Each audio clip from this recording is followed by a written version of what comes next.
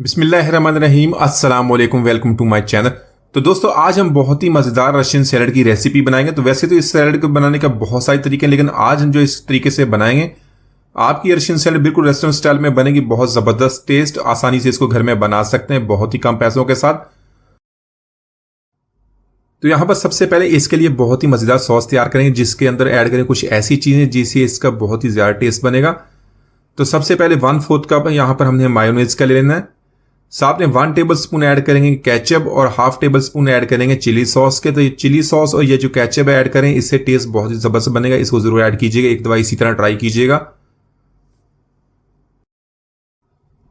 इसी के साथ 1/2 कप हमने क्रीम का ऐड कर लेना। टेट्रा पैक की क्रीम जो बाजार से मिलती है मार्केट से, वही इसके अंदर ऐड करेंगे। तो दोस्तों, आज की हमारी रेसिपी बहुत ही मजेदार बनने वाली है। आप इस रेसिपी को अफ्तार पार्टी हो या दावत पार्टी फंक्शन जरूर ट्राई कीजिएगा। सारे इसकी रेसिपी आपसे जरूर पूछेंगे, बहुत ही जबरदस्त टेस्ट बनता है।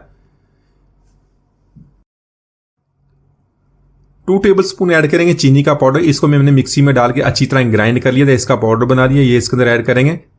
साथ में 1/2 टी स्पून काली मिर्च का पाउडर और 1/2 टी स्पून सफेद मिर्च का पाउडर।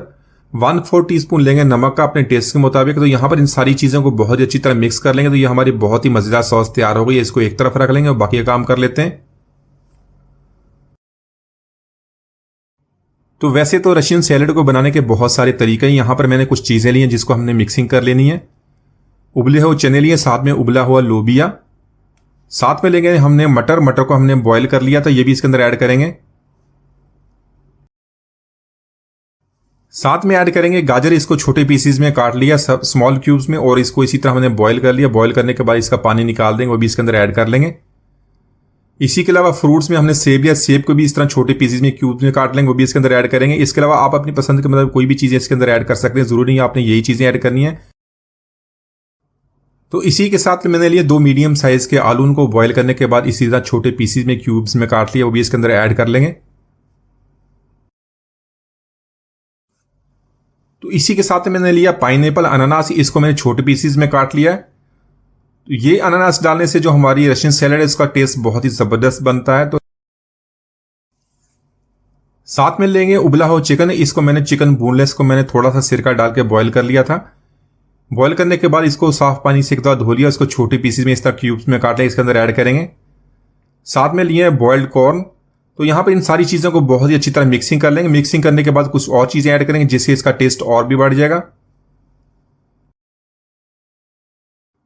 तो इसी के साथ यहाँ पर लेंगे किशमिश। किशमिश को हमने अच्छी तरह धो लिया, इसके ऊपर से जो मट्टी वगैरह होती है निकल गई है।